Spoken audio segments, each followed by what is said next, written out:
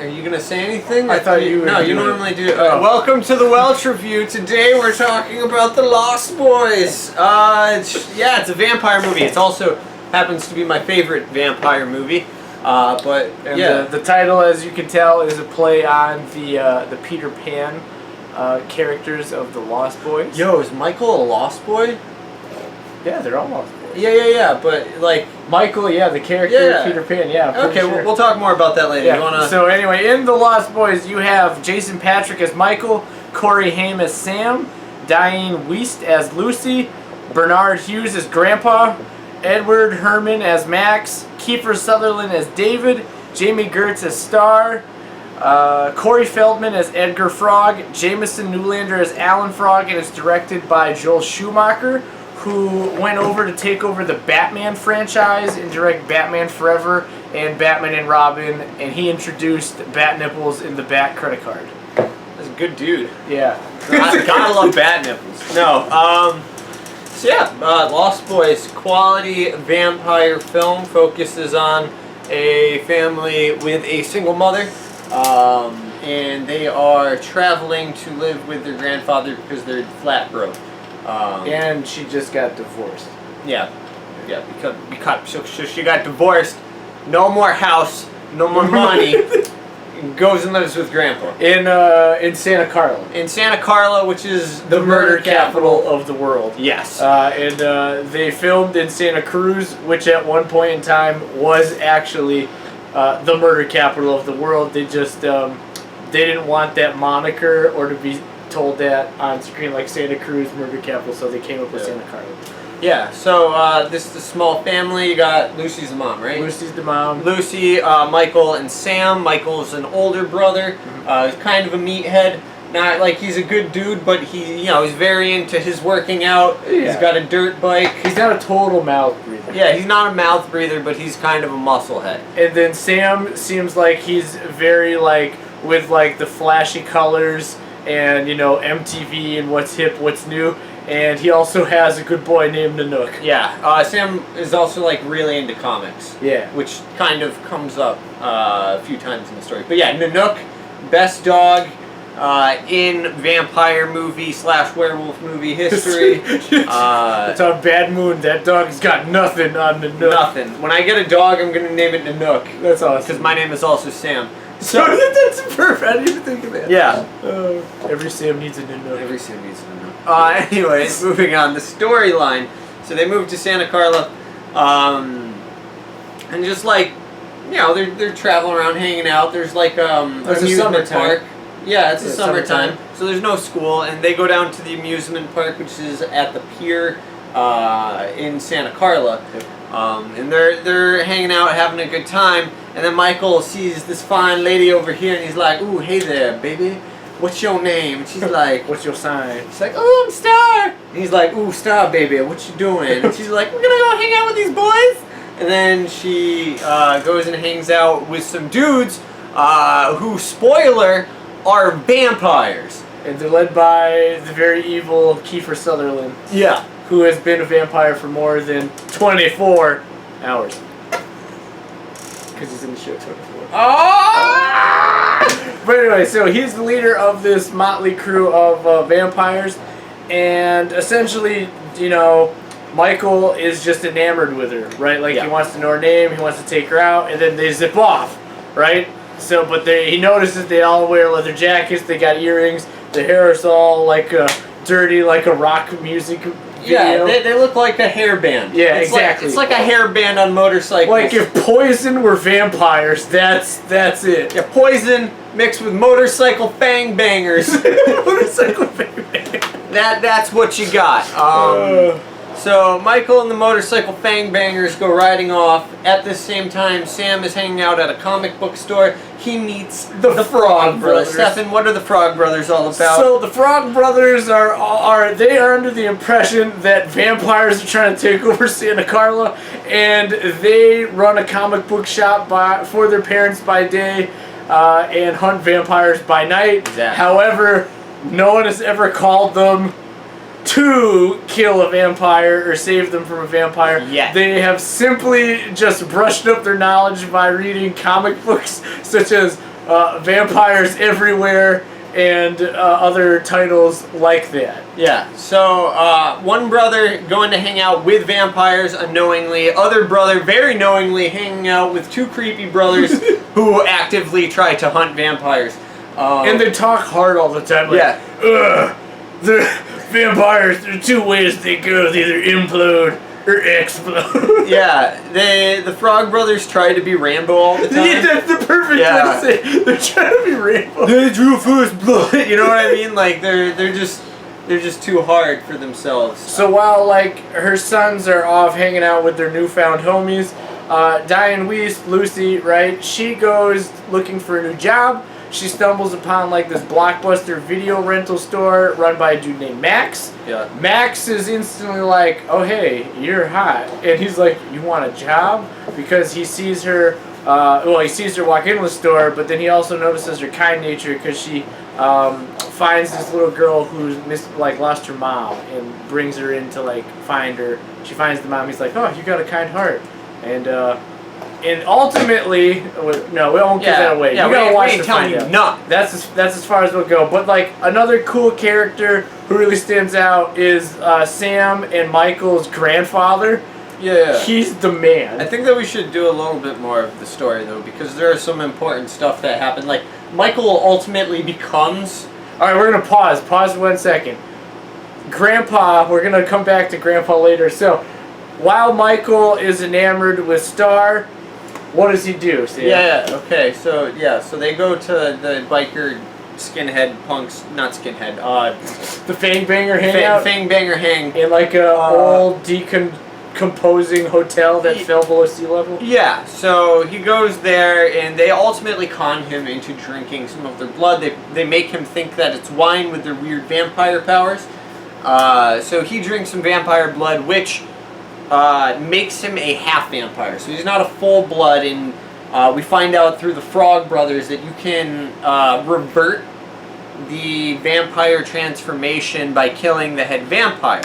So very quickly the goal becomes for them to kill the leader of this vampire posse, the 24 guy. Kiefer Sutherland. Yeah, Kiefer Sutherland.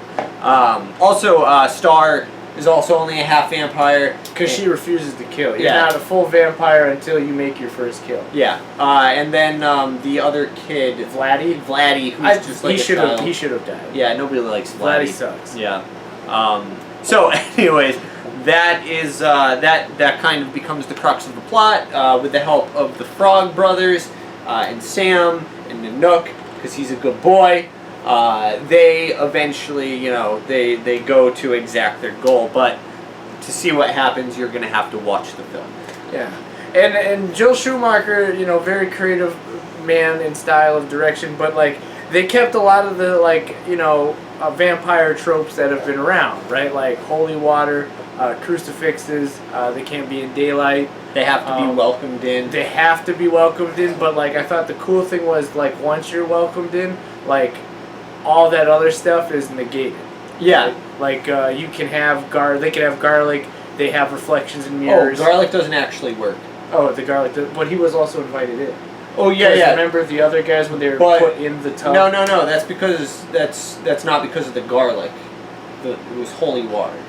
You don't think it was the combination? No, because he specifically says garlic doesn't work, kids. Like he says that to the Frog Brothers. Got you. Okay. So the garlic thing doesn't work. But I thought that was cool. Like once you're invited in by whomever the man of the house is or whatever, then like all the things against vampires are just squashed. Yeah. So basically, I don't know about the sunlight, but I know all the other things. Yeah, they become like immune to the normal things that affect vampires.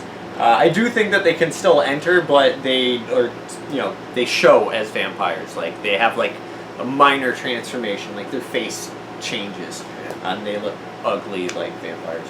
Ugly vampires. So yeah. So that's as far as we'll go with the plot for you. Just because like we go any further, we'd give away who quote unquote like the big bad, the heavy is, who the man who holds the puppet strings behind all this stuff.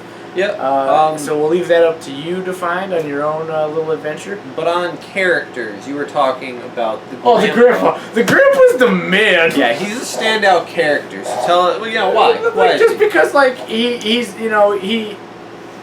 he seems just optimistic about everything, and he's so quirky. Like they're like, oh, the Sam sees a bunch of TV guides, right? It's like, oh, Grandpa, do you have a TV? And he's like, no, I have the TV guide. I like the covers. If you got the TV guide, you don't need a TV because you know what's playing. And like, yeah, he tells them like, all right, here's how the fridge works. You know, this shelf is yours, but the one marked old fart is mine. That's where I keep my root beer and my triple thick Oreos. Yeah, which ironically is very much like our grandfather, or at least how he was, except instead of Oreos, it was Devil Dogs. Yeah. And Susie Q's.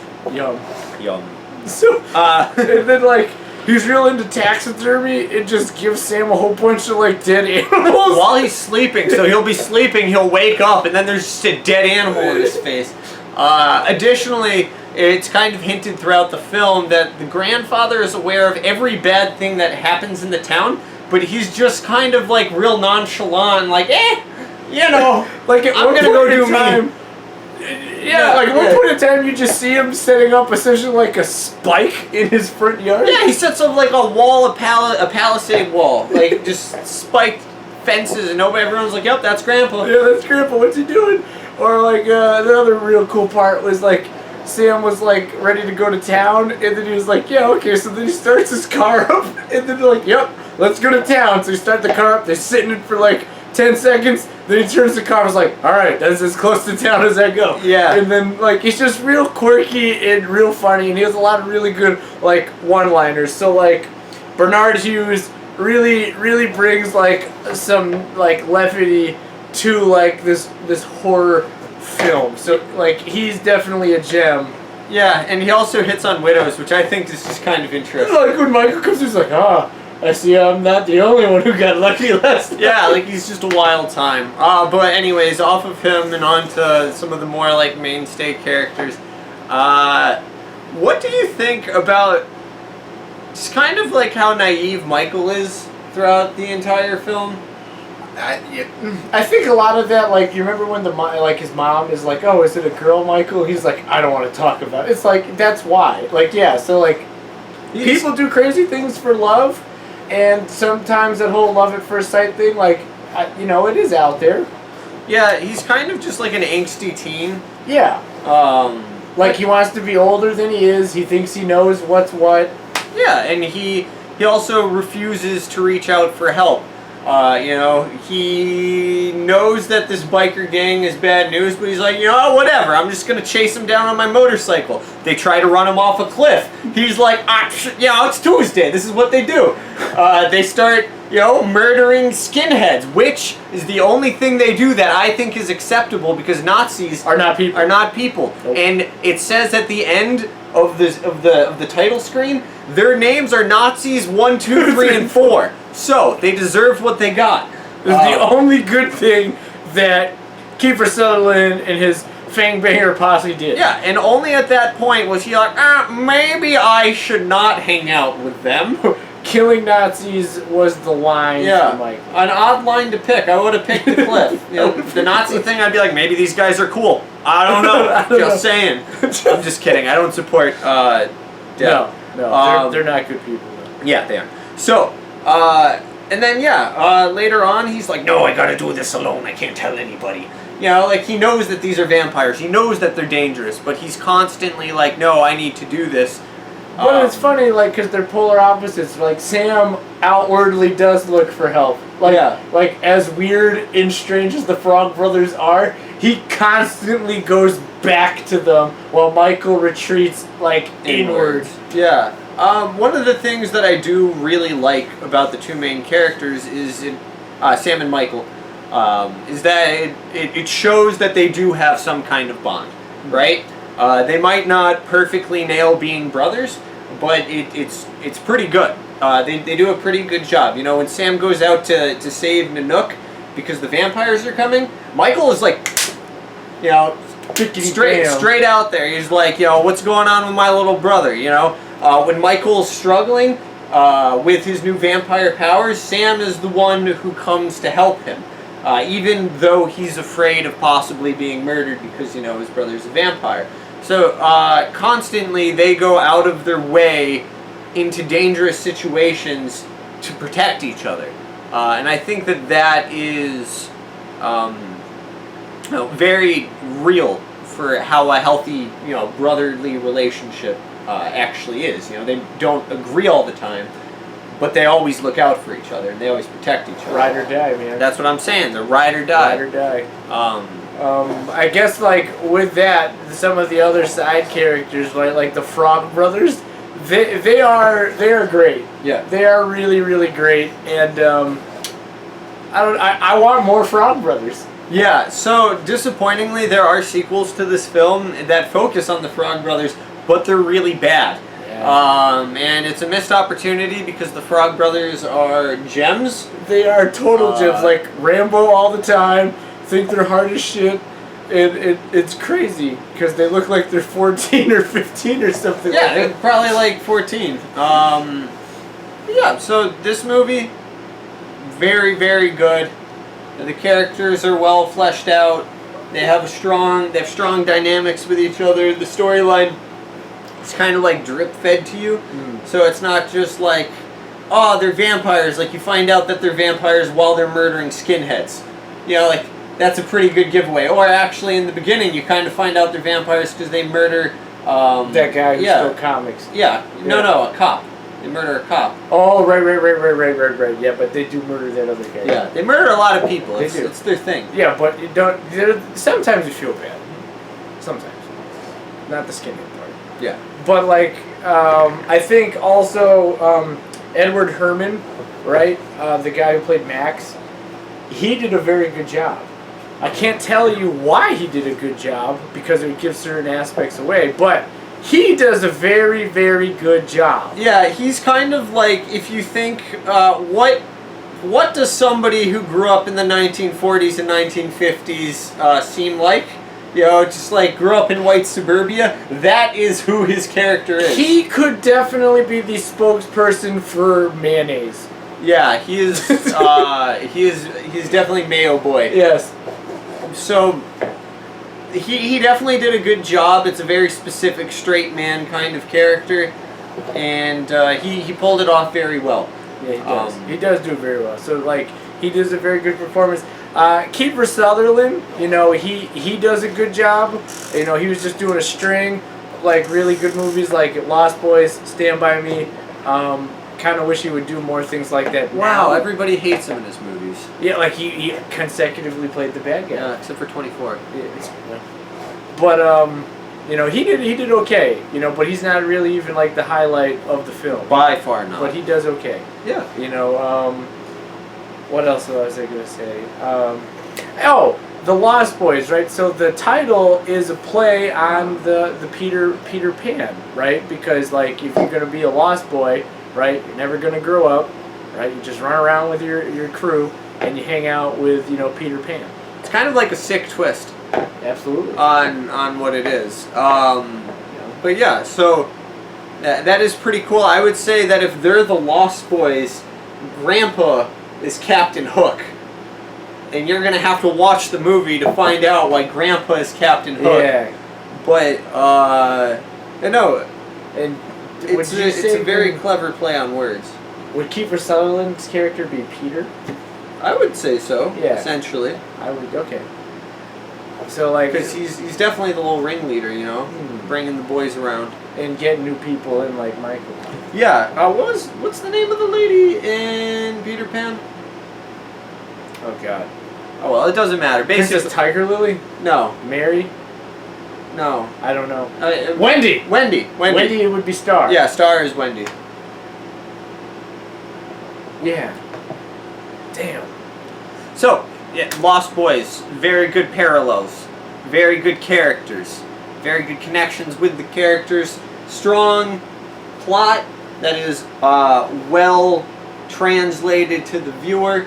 I don't have really any bad things to say about this film, except that it's a little campy. That's not really bad, though. No, it's the 80s. Yeah, it's an 80s vampire film. It's dope. they haven't made, I think, well, maybe Let Me In, but outside of that, like, The Lost Boys is, like, the perfect amount of everything. Like, the music is great. They even have, like, a saxophonist, like, that got pretty popular, like, just from the beginning. Like, the soundtrack is really, really well done. You know, like, the whole thing, like, our dad showed us this movie when we were young, and it's just stayed a household favorite amongst us as we've grown up. I would also say that it's not necessarily scary, so if you tend to be afraid of like vampire films, this movie probably won't scare you. You know, like Steph just said, we watched it when we were very young, and I was never afraid of this film. Yeah, check it out. This movie's amazing. Probably, like I said, my favorite vampire movie, and definitely in my top 10 favorite films. Just like, Hands period. down. So do yourself a favor, go and become a Lost Boy. Ooh, that was a pretty good exit right there. Thanks. Yeah. So this has been the Welch Review. We'll see you next time. Thank you for watching.